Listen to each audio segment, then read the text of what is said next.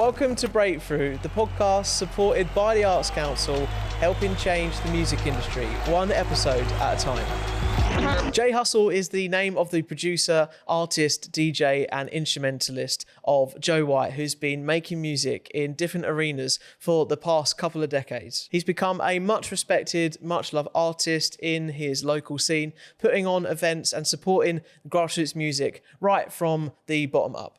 He had great success as part of a band called Youth Club, who have gone from strength to strength in the 2010s, playing Radio 1's Big Weekend, amongst other amazing and huge festivals, and carrying that experience into his own individual journey. He's now incredibly passionate about producing his own music, but supporting new and upcoming artists from the local scene and right up and down and across the UK, and supporting grassroots music, whether that's with his own DJ, events, gigs, and everything else in between to try and support the whole music industry. I can't wait to chat to Joe, so let's get into it.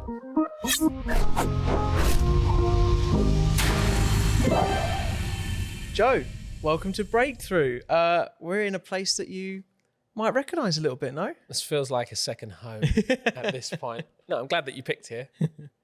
Beautiful Chinnery's, one of the best venues in Southend, if not the best. And one of the best grassroots venues, I would say probably in the whole UK. There are so many just like this, doing all they can to support the music industry, support bands their first gigs and artists on their first leg up. And you've had such an incredibly rich, diverse career. You might look at it a completely different way.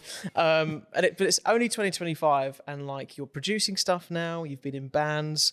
But as we always start with on this podcast, what would you say has been like your biggest breakthrough in music up to now? I've been thinking long and hard. You knew I was going to ask you. Yeah, to this question. And I don't think I can really pinpoint an exact moment. I think there's lots of different moments where I'm like, oh, this is like, we've broken down a barrier here. Mm-hmm. If that be within like a project that I'm doing, like my band Youth Club, or if that be in other things like producing for people or other stuff. But I think years ago, when starting Youth Club in particular, mm-hmm. I think getting like recognition from moving from the steps of BBC Introducing, which is obviously a huge platform for artists to break through, to then getting Radio 1, that feels like a moment where it's connecting the dots. Mm-hmm. Do you know what I mean? So I would say like, getting Radio 1's Big Weekend and getting played on Radio 1 for the first time. And when we got playlisted, got played by all different, I think it was Adele. Not the singer, sorry. No. The radio presenter. Yeah, what's the second Dale name? Roberts. Dale Roberts. There we go. Just a caveat there. Clara and who else? Greg James. Yeah. And then I also got to do an interview with Alice. What's her Levine. I literally, no second names in me today. But yeah, all of them, like, that was like really, really big moments. And I think we did a show at Coco, mm-hmm. which is also the one venue in London where I was like, I want to play here. Yeah. And that all happened in like a span of a week. And so I think that's the moment that will always stick with me, like, okay, breaking through something here and actually making waves with all that hard effort I've put into doing music as a thing in my life. And that's the thing with music, isn't it? Because it's like you get these real, I guess, like small windows of moments that you could just never ever predict when you start out, when you're younger. Yeah. And the project you dive into, you go through blood, sweat and tears, you're driving up and down the country, like you're doing this gig, you're doing that gig, you're rehearsing, whatever you're doing. And then it all happens at one go. And it's like an attack on the senses, but like in the best way. 100%, yeah. I also think, as you said, all those little mini moments as well, I think it's hard for you to pick up if they're like, there's probably been other things which I think are not important that actually were like maybe more breakthrough moments for me, like before even doing a project, just like within like starting to pick up and make music, even like at school or whatever, but you just don't notice them because it's hard to like judge it until you've had that experience, and then you can look back. And I think that's why now it's like, it's really nice to especially do this and like have to go back and pick through moments of what's gone on and go, oh yeah, that was actually really huge. And that was wicked, like for my career. So yeah, again, I know it's probably predictable to say Radio 1 and BBC Introducing, but as I said, those things are the things that you connect dots. You start getting played on BBC Introducing, and then you're like, right, how do we get onto Radio 1? So when you get that moment, you're like, okay, something's the happening affirmation here. is the validation, is that you like the, obviously, that you're putting out there. You don't, I guess, like craving it or seeking it, like, because you want your ego. No, I wanted your it. ego to be. Oh, he does. Okay. I was trying to save you there a little bit. No, you do. I think you'd be like, there's no point in being humble. Like, you start a band, you don't want nobody to hear you. You want to be heard from the mountaintop, and Radio 1 is one of those UK mountaintops, so to be like heard your song like being played through, and not only that, my phone all week people text me like, oh, just in the car and just heard you, because they might not have been aware that we were going to be played. And then how did this happen? And I'm like, I don't know how that happened, but it's wicked that it has happened. So well, you talk about all these little moments. There's loads of big moments as well that we can get into. There's lots that I'm sure we'll discover as we go along, and that will jog your memory. But if we go back, you referencing at school and how it's starting out there and where it's gone to. Growing up as a kid and a teen, I guess, with sort of like, I don't know, indescribable amount of free time, a bit of a unguided passion, I imagine, at the time. How much did music feature in your life, like in the early stages? Maybe individually, but also like without thinking about that, just what was surrounding you, just generally. Yeah, so actually really cool story. I love a cool story. when we started out, most of my family are tone deaf and not musical, apart from my auntie. She's been in bands for years, and she was going out with a guy at the time who's like very, very important to, I'd say, Southend and Essex. His name's Sean McLaughlin, and he run he's been in lots of bands. He plays in a band called Dirty Water still to this day, who play down Chinneries all the time, like an Irish band. And he run what I think is quite an important festival called Village Green, which was supported by the Metal, which is like I think a park government council run thing. And they've had loads of massive bands. But before all that, he was just in a band with my auntie, just doing what, essentially I've been doing, just playing like lots of gigs. They were just like, they were a good band, but they were nothing special, he would admit. But a really big part of their lives. And he gifted me my first guitar to me and my brother, and then a CD, which was On a Rope by Rocket from a Crypt, which is like this old punk band. And the artwork was like leopard print. Rob, get a clip, put it on the screen. And really cool artwork, really cool band. And that was a moment where I was like, okay, cool. Like, music's going to be a part of my life. I asked to go and get guitar lessons and became really obsessed with it. And then he's been just a staple through, as I said, he put us on to and had us play at Village Green. But there was loads of other moments where he introduced us and got us to, like, he would put on some gigs and have us come and play with Dirty Water. And he also knew lots of people in the industry, and he got my brother his first session in bits of work with a band called Lady Hawk, and that was just before we did the Project Youth Club. So yeah, I think like growing up, he's been a very like focal point of like me becoming obsessed with music and a big inspiration. And I always like to give him a shout and a mention when I can, because I can't not think of being a kid and remember him being around and playing guitar or doing gigs, and us going to them being like, oh, I want to play on stage and be like Sean. This is it. He was wicked, and I think that really surrounded me. And even with school, he's very supportive through school. We call him our unofficial uncle. So shout outs to Sean. And then when you go from those feelings and starting to be surrounded by all this, and it just starts to feel a bit more innate and kind of like, this is what it's meant to be. Where did you go from that step to then actually writing your own stuff and hopping onto GarageBand or I don't know what you use, anything like that? Cubase. Cubase, right? That's really throwing it back. Yes, like I'm now. That shows how old I am. If you didn't know, that's how old I am. It was at school, and I think really early on I didn't really know anything about production, but and my school didn't do a particularly good job at teaching it. But what happened is at lunch, to shock horror, I wasn't the most popular kid, but I played football and I did music, so I kept everyone happy. But at lunch, I didn't know who to hang out with because I didn't want to isolate one friend group, so I would just not hang out with any of them. And I'd used the school computer, and they had Cubase on it, and I think I just like messed around. Also, this is really funny that you asked this. I was talking to my brother about it the other day. Do you remember cereals used to have like toys and sorts of things, but they used to have like CDs and educational CDs. Yeah, they did. They had this music software, I think it was called EJAY. Yeah. And it essentially was just loads of samples. Rob's nodding his head. Rob had a CD.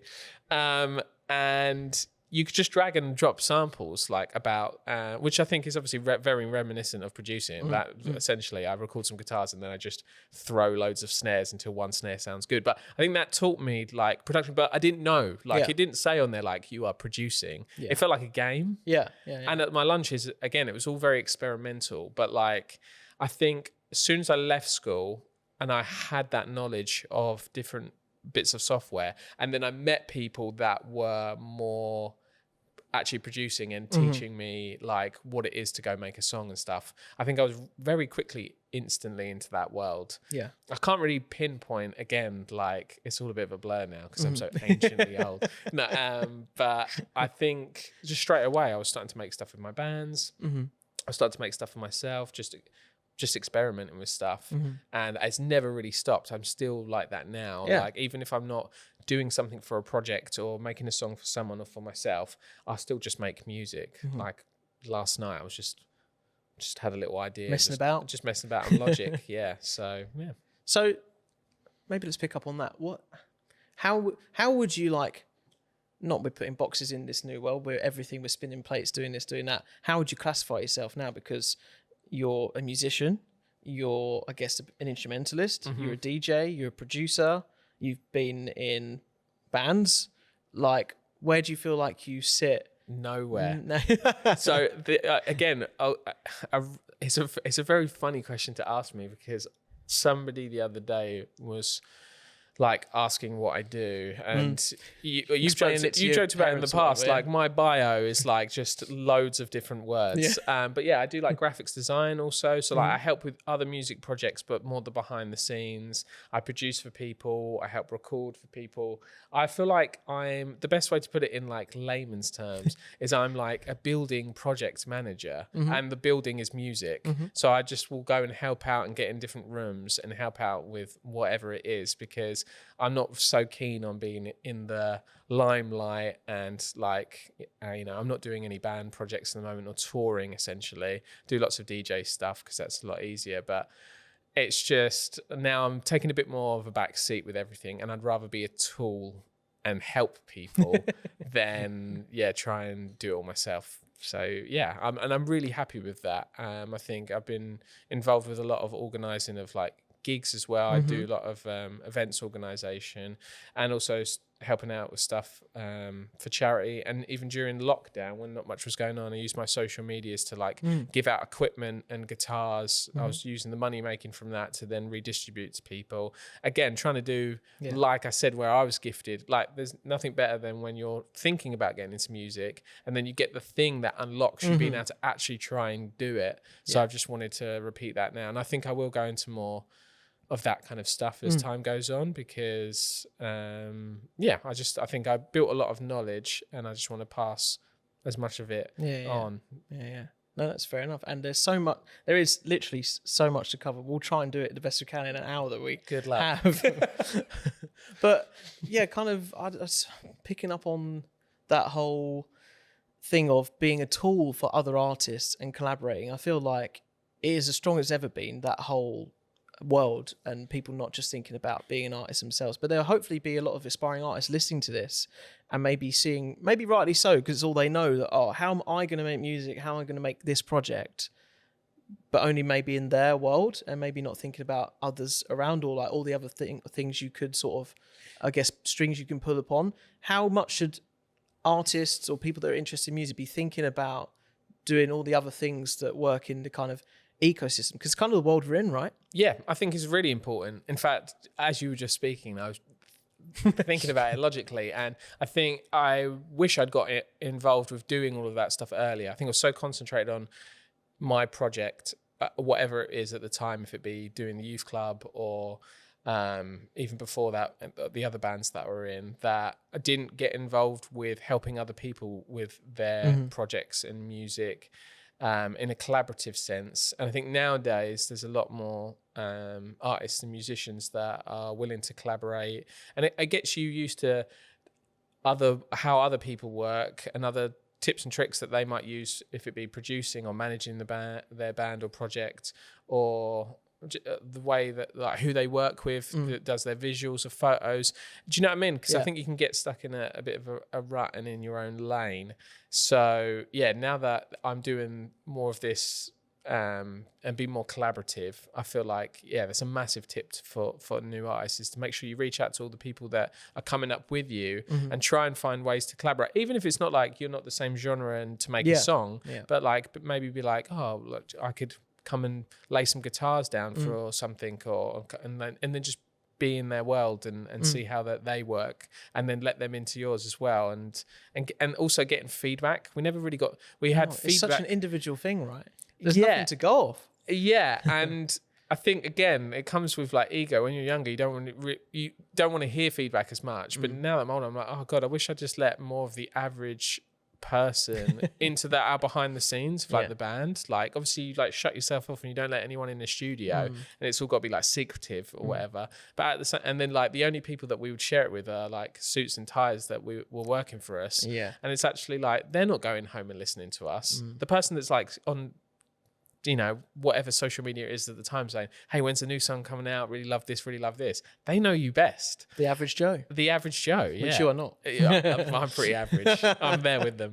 But yeah, I think it's really important to open yourself up in all terms to your community, to other musicians and artists around you, and just even if it's just opening up conversations, just like, and I feel like, again, because of social media these days, as much as lots of negativity, there's a really good sense of that now. I see more and more artists doing projects where they're just collaborative projects and stuff, and I think that's really cool. And there needs to be more of that. I think, because you combine in fan bases, knowledge, exactly, all the above. Can I pick up on the feedback thing and bring you back to the very first song that you released? Can you remember what it was, like yesterday or not?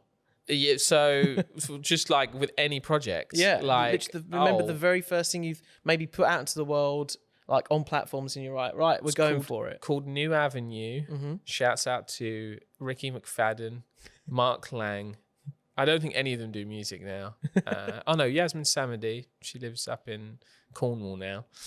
And it was just like a school band. And I remember putting it on MySpace. I remember getting like, I think total in its whole entirety, it's had like 16 plays. But I remember when it got like, it's more than one. The first play, and I was like, it probably was just Ricky or Mark or me. 16 times. Yeah, probably. But yeah, I remember just, again, like uploading it to platform felt so good. Like, and even if it was like the worst song in the world, and again, sorry if you're listening, guys, we made some really bad music, and I'm happy to say that I steered that ship into the water. But it was so important to like try and do it properly in our eyes and put something out. So yeah, that was definitely like the first thing. The first band where I had like some success was a band called Upon Clouds, and that was kind of metal, singy, screamy kind of band. So very different, right, to other things. Every project I've done, again, it's like my jobs, like that you've described. I can't stick to. I'm not a one genre, one lane guy. But yeah, it was a very different project. But that was the first thing where we probably we put out an actual album, like a short album, and we recorded with Aviv Cohen, who's like a really good local music producer and recording artist. But yeah, at the time, like having him in the band, I was like, oh God, I'm so glad I've tricked this dude, because he was like the most talented guy in the school, amazing pianist. And yeah, like at that time he just started his studio, but he still knew his stuff. Like it sounded so good. But yeah, working with all them boys were really good. And then yeah, I guess the first thing that was like monumental was releasing a youth club song, and that really blew up like straight away. So again, talking about breakthrough moments, that was like, okay, cool, this song is immediately like compared to New Avenue's Yeah. 16 plays, this got like thousands of plays like straight away. We built up a lot of buzz because we'd all come from different bands and had lots of different experience. And the fact that we were joining together to start a band, like before we'd even put something out, there was buzz there. Yeah. So yeah, those Which is are like hard to do. those are some key moments, I think. Yeah. So let's come on to those two words now. Youth Club. Youth Club. It was the start of an incredible chapter and story, and actually one that I've told you this before as well. Yeah. One that I organically discovered when I was going to university. I was on my Spotify and I came across this band called Youth Club, and I'd lived in Southend when I was younger, and I was like, oh my God, who are these guys? They're awesome. Is your head going a bit bigger now, just to double check? I'm enjoying this. Yeah. Keep going. I was like, this is such my vibe. But you, at the time, it was around about 2015. Yep, 2014, 2015 time. I think you'd been going for a few months before that and laying down some singles and stuff. But I think, I came across all these singles, and then they just started to build. And then this project was kind of like, would you be fair to say that Youth Club opened the Pandora's box for you and all of your bandmates? Yeah, it was the first thing that had actual, like, there was so many different bits where it validated all the work you'd put in, like doing music over the years. And it was the first thing where we felt like we were doing it properly. First time we'd got managers involved, agents, labels, all the things that are distant rumors when you're at school. Well, you can get signed and people give you money to play a show or whatever. So but it was and it's a whirlwind. Like, obviously, even though we're not doing stuff at the moment, and who knows if we ever will do stuff again, like, it's something that lives on. There's we still get like hundreds of messages a week from like people in different social medias, asking what's going on or saying that they're still listening to us. Our Spotify still gets really strong streams. I don't know why people are still listening to it. Nostalgia. Get some new taste, guys. There's loads of new bands out there. 2025. But like, obviously, like, jokes aside, very thankful that people were so passionate about a band and enjoyed our band and saw us like in, we got to go even internationally, like, with the band, and that's a dream. How did Youth Club then come together? You were saying you all come from different bands, and then going down this kind of very sort of summer indie, maybe not surfy, but kind of just doubling down like indie pop sound at the time, which was like really popping off the back of the 2010s, and just sort of, I don't know, really making that tick. How did it all come together to then, land on playing for anyone's big weekend and doing all these gigs up and down the UK? What's the secret sauce, do you think? What's the secret sauce? Yeah. Good question, Jake. What is the secret sauce? Well, so the way we all met is I was like, I don't know if Green Day still have a third guitarist, but I've heard this story. But like, I think that for some time Green Day had like this guy that just played off stage, and I did that for a guy called Billy Wright and his band Red Track, which was with a guy called Andy who played drums, and then bass player Phil Blake, who, as most people's ears might prick up at that name, is in a band called Nothing But Thieves, who are probably one of the biggest bands to come out of Southend. But at the time, that project was finishing up. And then we'll take a pause on that story, go over to Reese and Jerry in a band called the EJAY, who locally were doing some really good things, a bit like Red Track. And they were finishing up. And then my brother was sessioning, but that was going to be coming to a close. And then I'm 18, I'm a lot younger than the other boys, and I'm just like, world's my oyster. I've built up a lot of experience, but I'm really into indie and pop music at this point. And I'm like, okay, I really want to do a project like that. Phil kind of said, whatever you're about to do in the future, like, let me know and I'll probably be keen to do it. And then Jerry and Reese, I'd seen at the Grand in Lee and was like, oh, that's a good band. Like, they're really good. I'll chat to them, and never did. And then we were doing one of our final shows with Red Track up in London.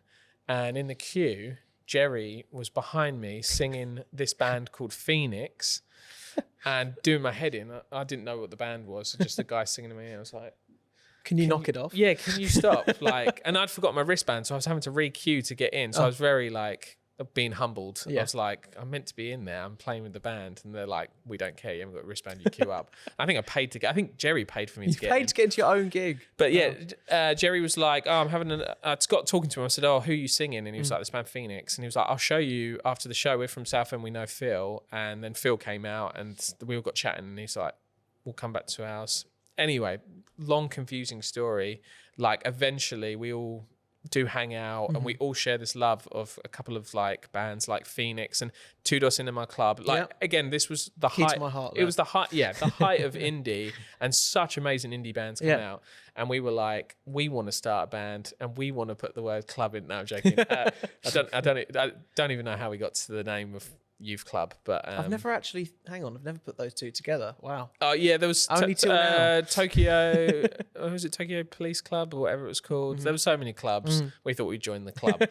But yeah, long story short, Phil was one of the OG members. Me, Reese, and Jerry were just like a recording project, and we're never going to put anything out or do anything, which is the classic good sign of a band when you're not like, this will be a project and we're going to have all these expectations. We just was doing it as a recording project.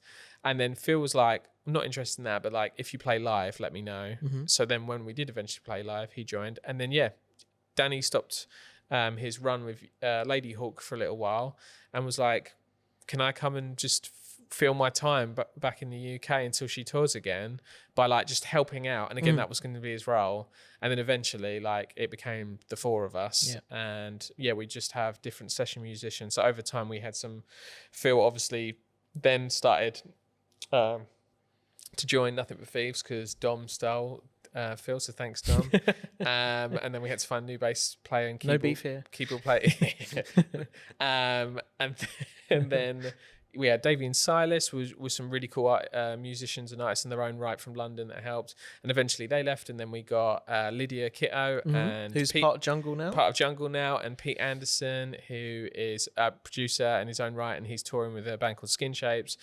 We've been blessed to be around amazing musicians to help us make music and tour it. And mould the sound. The sound. So, but it's a very jumbled way of answering your question, but it's very important to know that it was like there was no expectations, and it was just grabbing from many different strands. Yes, which again comes on to what I said later on. It was like I opened myself up to collaborate with lots of foreign people and experiences and sounds and bands and styles. Like the way that Reese produced was completely different from me, but he taught me lots about stuff on Logic and Pro Tools, and I taught him lots of stuff on, like, at the time I was dabbling with Ableton at that point. And you just find your way, and working with Jerry's voice was just so amazing. My brother had learnt so much from touring with Lady Hawk, which then in turn helped Phil out when he started with Nothing But Thieves, because he came in originally just as a touring role for Nothing But Thieves and then eventually joined the band. So everyone just helped each other out, and it's been a beautiful way. And I think that's just a testament to Youth Club as a project. It just was never meant to be anything and became kind of everything for all of us for like almost 8 to 10 years. So and lots of new bands will be listening, like wanting to maybe try and chase and jump into that whole commercial success as soon as possible. It's stressful, God. But trying to sustain what you guys did, and then eventually, getting, like you said earlier, being played on national radio, playing festivals. Can you give us some of the reality checks of being in those moments? What it seems like the typical Titanic concept. Yes. When it's all underneath, but on the face of it, it all looks pretty up above. It's all cool. It's all it's all fun and games. Well, there's a lot of things that come to mind straight away. Like touring is like extremely hard, but so rewarding, so much fun. And the reality is, like, at the beginning, you've got to have a lot of time on your hands, and you've got to really inject like your money wisely. To make sure that you're putting out music and touring it at the right time, and know that not every gig's going to make money, not every tour is going to be profitable, but at the same time you're building fans and stuff. I think a big reality check, a story that I can tell, is that Jerry, our singer, and Reese were having one was having their first child and one was having their second child, and we got offered some monumentally massive tour supports, and it was at a very mid point in our career where we needed to take some big opportunities, but financially it was such a burden that we couldn't say yes. And it was so disheartening because we knew that we needed to say yes, but like some of the tour supports were like 50 quid a show with like Is that it? £100 budget Between the for whole things. band? Between the whole band. Wow. But obviously they were offering us to play 400, 500 cap venues where they were sent out. One of the bands was called Coast at the time. They offered us a 44-day tour. And obviously in merch, we probably would have made enough money to suffice. But because there's no guarantee. And there was like, at this point, we're all 8 years in. So we're all a lot older and starting families. It was much harder to go yes to that. And we didn't end up doing that. Another one was Busted. Yeah. Shout out to those boys, they're from around here, offered us to go on their European tour. And they could only take the two of us to do it like kind of semi-acoustic, which we thought wouldn't kind of relay in terms of Your sound and stuff like yeah, like Youth Club is a band, we're not really an acoustic thing. Yeah, You got to have the whole thing. Yeah. And so then when we contemplated that, and again it was like £150 per show, but you could sleep on the bus and they'd take us on the bus and we'd have to do our own merch and stuff. And at the time obviously Jerry has to go, he's the singer. Me and Dan were debating which one of us would go.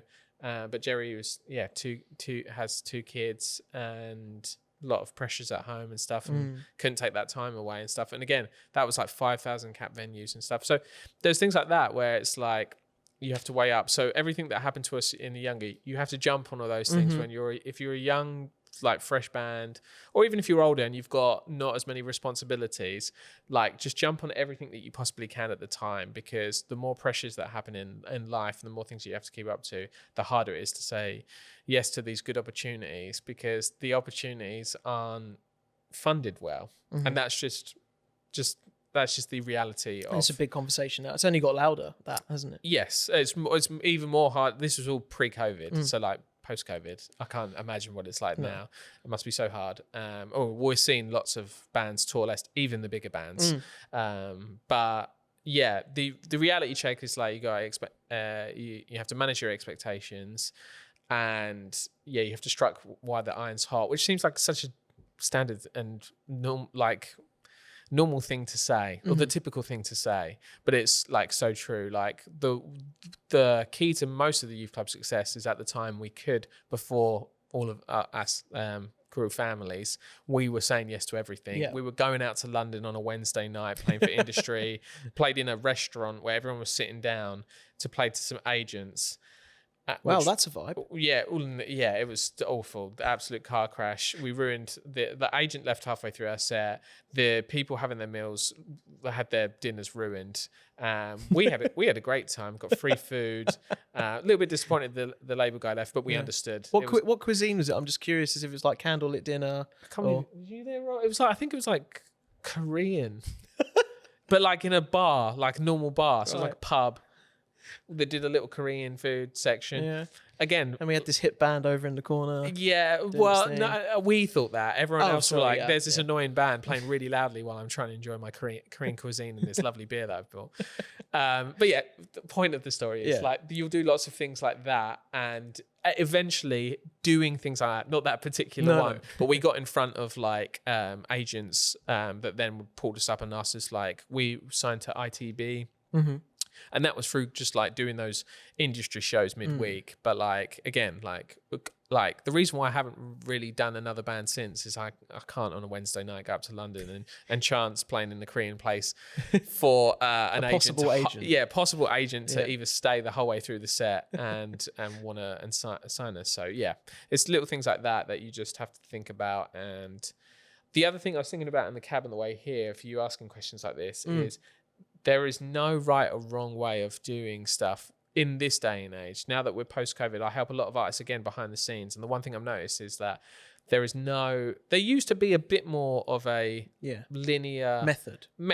Yeah, for sure, to like have quote unquote success in the music industry. But some bands are blowing up on TikTok for posting like their first ever video. Yeah. And some people are grinding it out, and it takes them a while, and they finally find success for being consistent. Some people still getting typical industry deals. Some people are backing it all like independently or through Patreon and through their community funding their tours and their albums. So yeah, I think you just have to like try lots of things and experiment with lots of things. And yeah, I think Youth Club were kind of doing that back in the day. We were just going out and doing anything and everything, playing for all the people, and we had time to do that. And I think it is a part of the reason why we got noticed in different areas and had success, because we were out on the front line. Yeah. Doesn't matter what day it is, what time it is. On Gig a in Wednesday night for Korean food. Yeah, or a gig in a car park on a Sunday at 11 o'clock in the morning. If it's not even a festival, it's just a car park. We'd go play it. Do you know what I mean? There might be somebody there that liked us or whatever, and we were willing to do that. So ending all of this on a positive spin, because you've no, of a course, lot of that has been positive and really cool to hear about. But like lots of them are like the trials and tribulations and the barriers and ups and downs. What would you put like the one thing down to with Youth Club that really made it sing, pardon the pun, and work as well as it did, and garnered all that attention and success you had? I think there's two answers. From the beginning, it was meeting all the right people at the right time. Like my brother had such experience that I didn't have, through touring properly and seeing how an artist works behind the scenes. Reese was this knowledgeable producer, kind of like the Aviv role from my first band, where he recorded all of the early Youth Club stuff and taught me how to produce and record myself.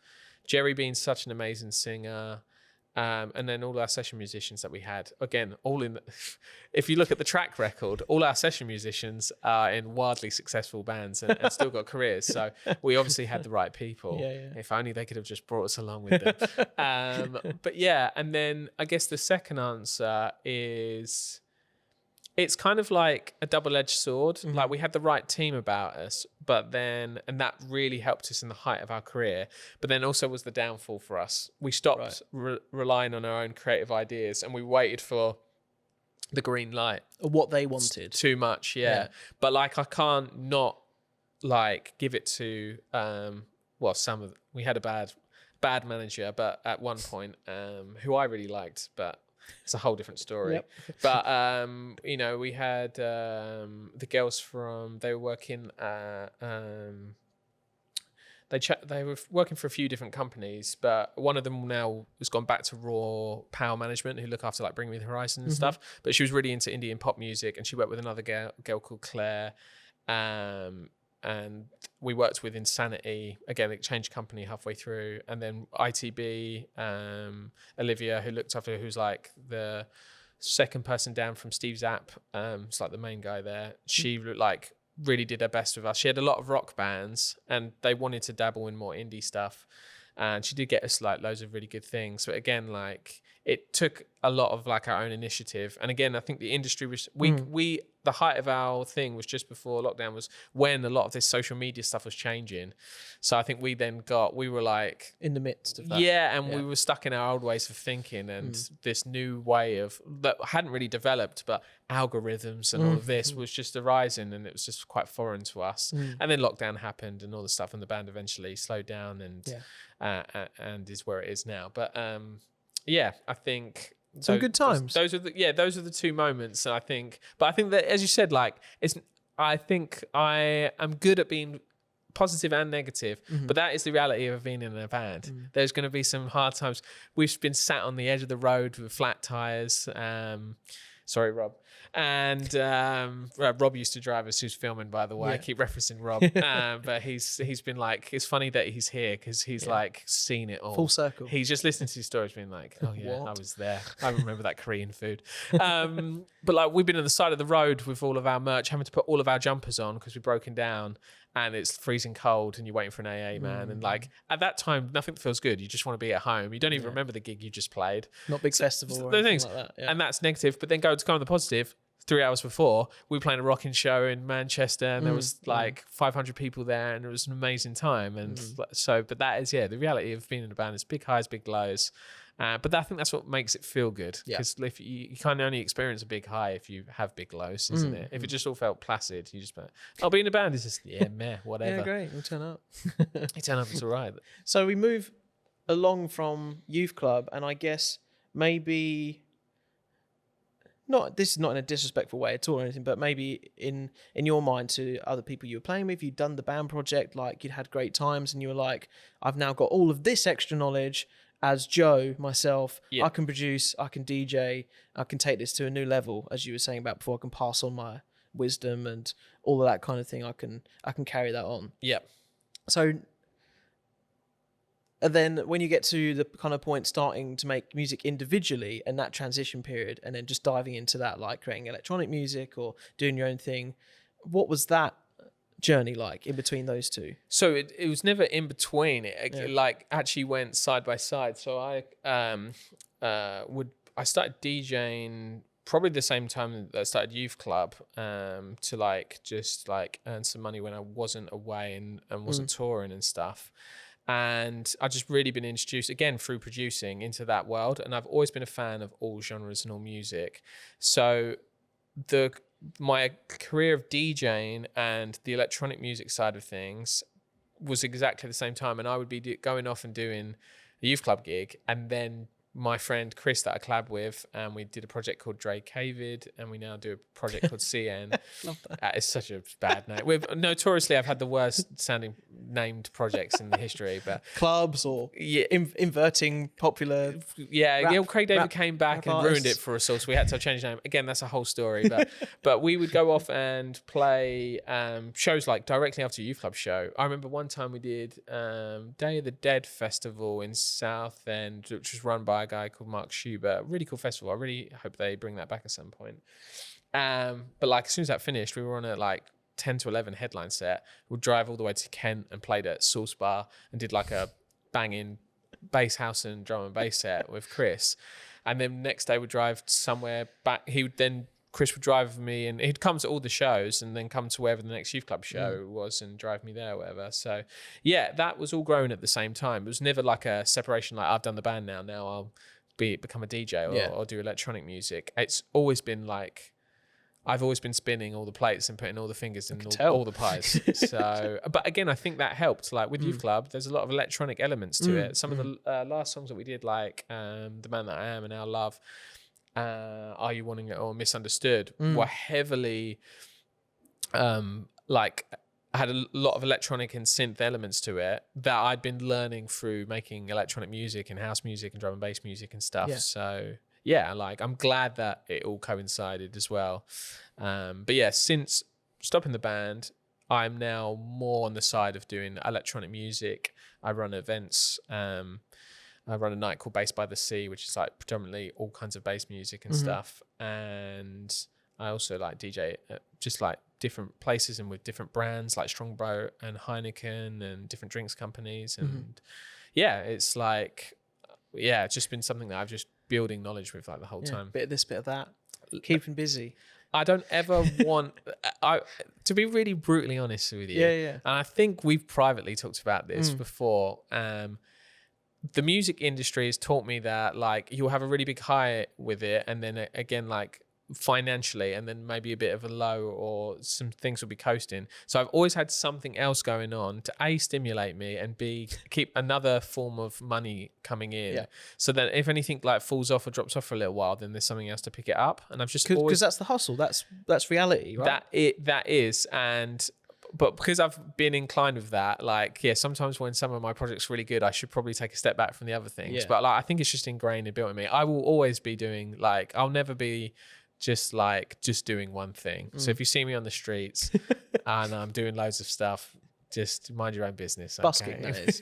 Yeah, but I'll be DJing as well. and DJing. And graphics designing behind me, painting a mural. I don't know. All at the same time. Just all at the same time. That's like a one-man band, but just creatively, just all this going on. That's how I think of it. Yeah, 100%. I wear many a hat. I can't sit still. This is amazing that I've done this much time. Do you know what I mean? Yeah, no. I want to just... Here he is, having a good time. I know you're particularly passionate. You talked about your gig night, Bass by the Sea, and bringing DJs and that kind of music back to Southend, which has enjoyed like so much over the years, and unfortunately has sort of peaked and troughed through the pressures of like the local scene or the economy or that kind of thing, and not getting like too political and all that stuff. But let's go there.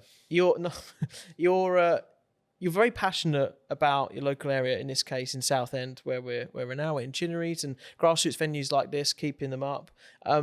Give us an idea of how special a scene like this has been the last couple of decades for you, but then for people that maybe aren't so deep in music industry coming across this podcast. Like, how do you articulate just the impact that these places have? Yeah, your local town is your first love. It's your first girlfriend, which we all know. Like, no matter what you go through life, like you obviously you fall out of love with them. You realize that they weren't the one for you, but they always hold a special like part, and you don't ever want to let go of that thing that taught you love or whatever. And that's how I describe Southend. Like, and it's had some of the most amazing bands, artists, DJs come through here.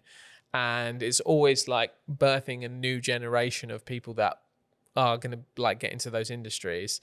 And I just think it's kind of like my duty at this point to like continue that on and like pave the way for other people and inspire other people. And since lockdown, I think a lot of people have been hesitant to do stuff.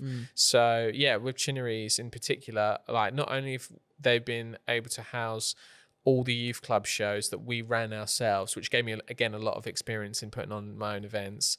I've also put on band events and stuff, which I'm like, dipping my toes back in. I run a thing called Summer Slam, but they've let me now do Bass by the Sea here, which is very uncommon for them. Like, if people don't know, Chinneries is such a classic venue that's had like Arctic Monkeys here. It's more like you'd think of it as maybe like guitar or indie, or rock. But they've got this huge system and this wonderful like space that could be like, in my mind, was like could house this kind of stuff here. And yeah, it's been wicked. They've let me, we recently had Charlie T from Radio 1. We had Jaguar Skills, who tours with Prodigy. We've had all sorts of like huge artists like come down, and I'm only planning like more in the future. And yeah, can't thank Chinneries enough for that. It just shows that they're always like looking to, support the scene locally. As much as how I envision stuff. When I get on the phone, they really back whatever that I'm like kind of thinking and stuff. And these venues are so important. Like a lot of the clubs around here, again, not to be super negative or get political as you say, but the reality is a lot of clubs have closed down here. A lot of venues have closed down here. And that's a picture right across the country, isn't it? In the Yes, UK? It's absolutely like, especially for the smaller, I know that we're a city now, but Southend's a city now, but it's for those smaller towns and stuff, or seaside towns and stuff, that venue capacities that are grassroots, 150 to 400, are so important. Because if you're starting off in a band, you're not selling out the Cliffs Pavilion down the road at 1,500 people. You're not doing 800 people. You're starting off with 1,500 people. You're starting a little community, building it up. And the same with electronic music and dance music now. It's all gone back to grassroots. And yeah, I'm really happy to like just have the support from Chinneries and some other venues around here that I'm involved with, which are smaller capacity, to kind of like regrow the scene and start like booking some like bigger people and having local acts support them. Because again, for Youth Club and for me DJing, like it was so important to play with these bigger acts and again watch them and their experience. I remember the first big DJ I played with was Zane Lowe and Annie Mac. Wow, it blew my mind. I was like, oh wow, I really can't nervous? DJ. Oh yeah, before Zane Lowe, I've never shit my pants more. Bleep that, Rob. And then with Youth Club, we got to support some really huge artists. We got to play some big festivals. I think one of the best ones was BBC introducing the Radio 1's Big Weekend. We played with Hon, and they were not big at the time. They were like the same as us. Yeah, coming up with you. But obviously then years later being like, oh my God, we were like 2 acts before them, watching them going, wow, this is a really great band. And then seeing the career that they've had. But yeah, it's like, it's so important. And I think it's been one of those hard things where a lot of DJs are making music around here. A lot of bands are making music and they're putting them out and they're having to really build that community on their own and they're doing amazing jobs at it.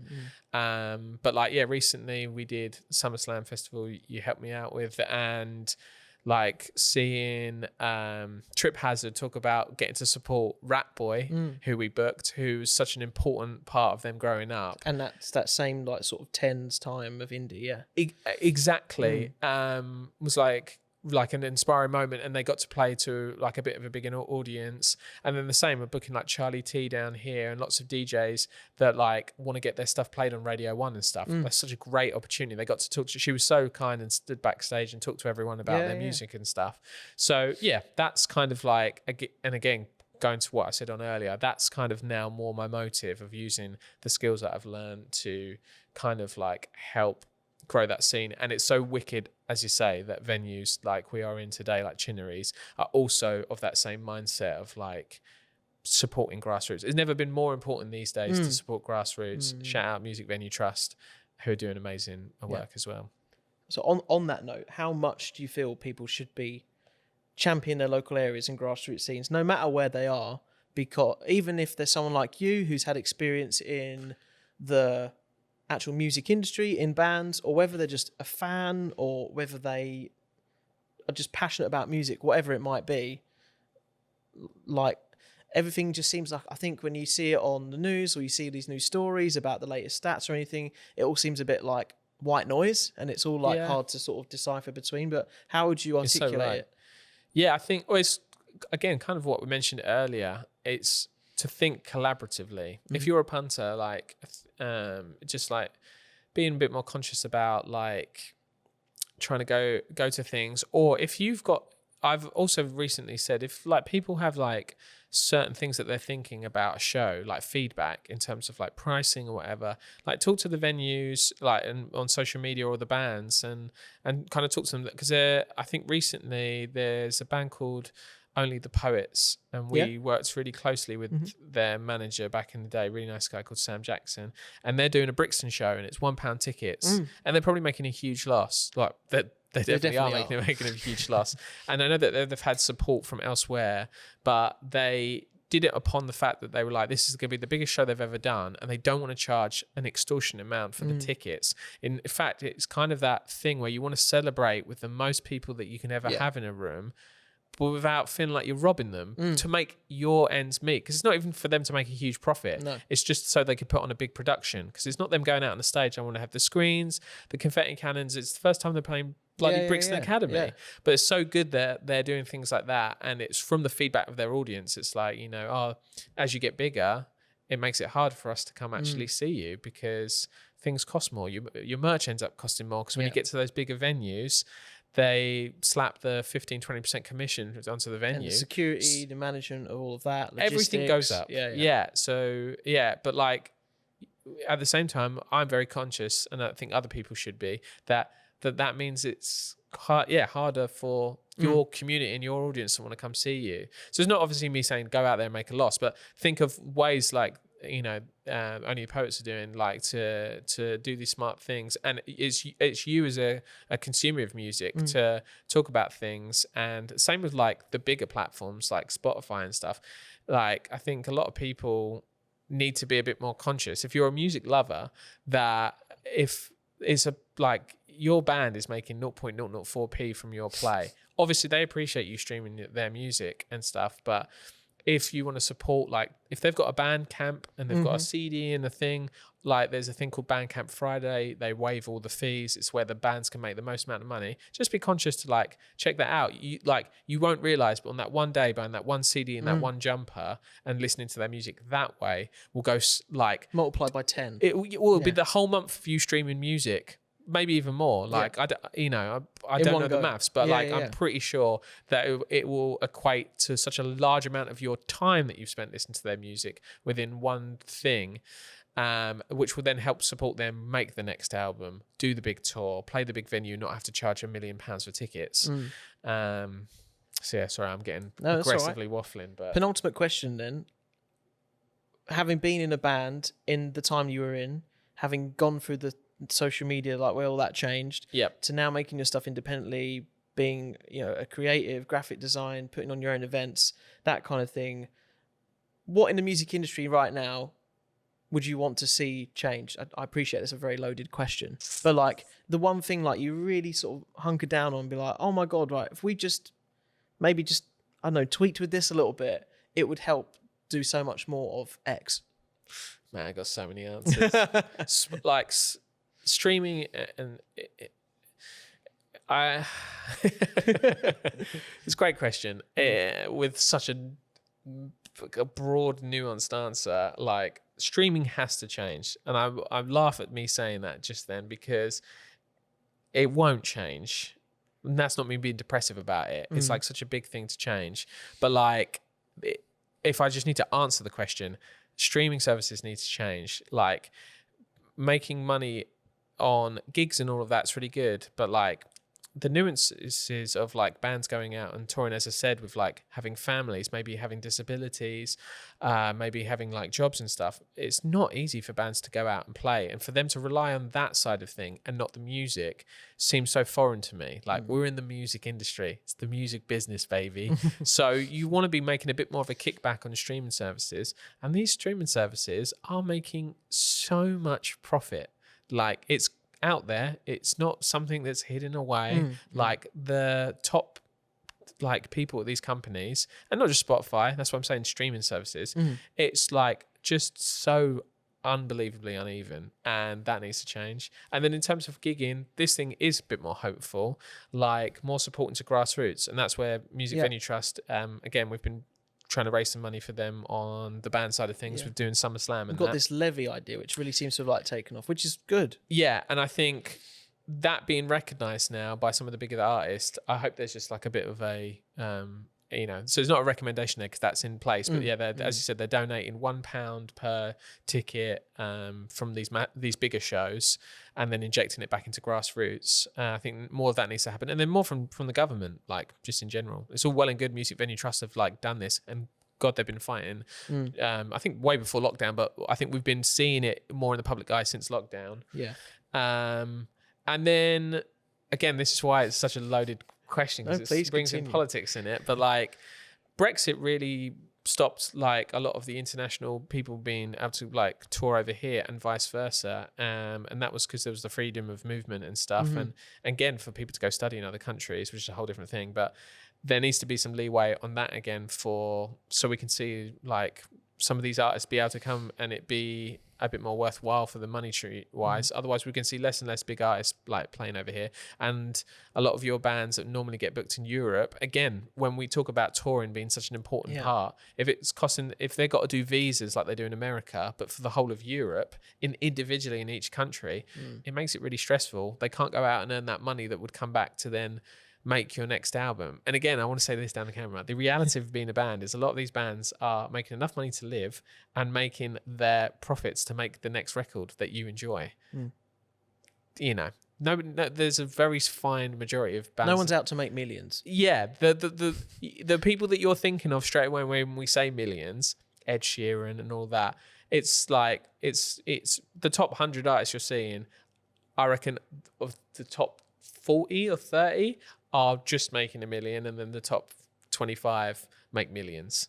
But then there's all these other artists. In fact, there was a podcast I watched recently, I can't remember, it's a guy that's on one of the quiz shows. He said about Spotify and that I think it's like you have to have 524,000 monthly listeners to earn minimum wage as an artist, if that was the only thing you did. Don't quote me on that. Go find the TikTok.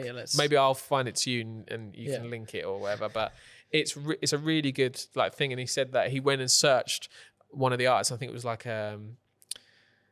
is it somebody Morissette, whatever her name is. Alanis Morissette. Yeah, it's like she would, if she did no touring, she's obviously fine. She's touring or whatever. But if it was just her Spotify, she'd be earning minimum wage. And that's a legacy artist, if I can say. Yeah, so, what the hell's all your artists that are doing, 100,000 or 50,000 or, like at the peak of Youth Club, I think we got to like 250,000 monthly listeners. It wasn't obviously for our whole career or something, but now knowing that maths, if we were just doing it off that, it would be half a minimum wage.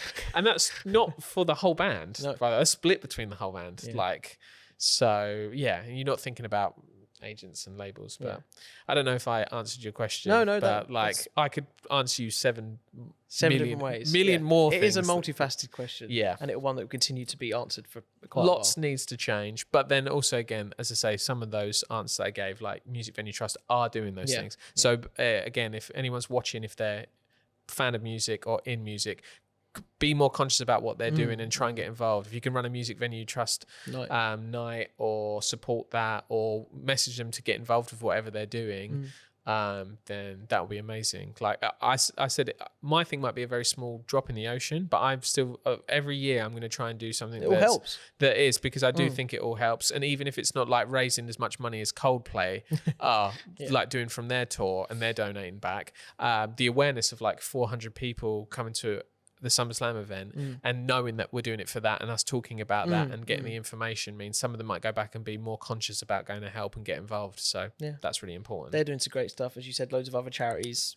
There's millions to name. And that's hopefully something we'd love to support here on the podcast as we hopefully grow and go where we go. Definitely. To finish, Joe, now we're in 2025. How do you feel as an artist and a creative going forward? You have this multi-genre, kind of dance-infused approach for you as an artist, but you're wanting to try and just keep your hand in as many different things as possible. How do you see the future? I'm not the whole future, just your specific. Yeah, I'm just really excited about. It's so funny because like, again, when we talked about breakthrough moments and not like realizing, it's like I've only recently come to terms now that I'm not the young breakthrough up and coming artist. Damn, I've got a few more digits on my age. Yeah, so now I'm just inspired by lots of artists that are coming up and stuff. And again, the way that I've like, positioned myself in what I'm doing means that I'm now like meeting lots of very like cool young artists that are coming up, and it's really inspiring. It's keeping me fresh, giving me ideas, and also I think again, talked about and touched on lots of negative things, but I'm starting to feel the venues fill up a bit more, and like music and artists getting a bit more supported, and the algorithms are doing algorithm stuff. I'm seeing a lot of people actually blow up and get the credit they deserve. So it's just, I'm just really, as I said, and I probably stressed this the whole way through the pod, I'm just making sure that I am collaborating and learning from other people, because I still have such a huge passion for making music and putting out projects, and and also like I'm always tempted, like I missed like playing live and doing the band. That's something that I'm out of touch with, but I'm not like, I've still got a lot in me, so I might do another band at some point, or I might join another band if there's any bands out there that need a failed guitars in their band. Then I know the best spot for Korean food in London. And on that note, Joe, thank you so much. It's been an absolute pleasure to have you on. Thank you so much, man.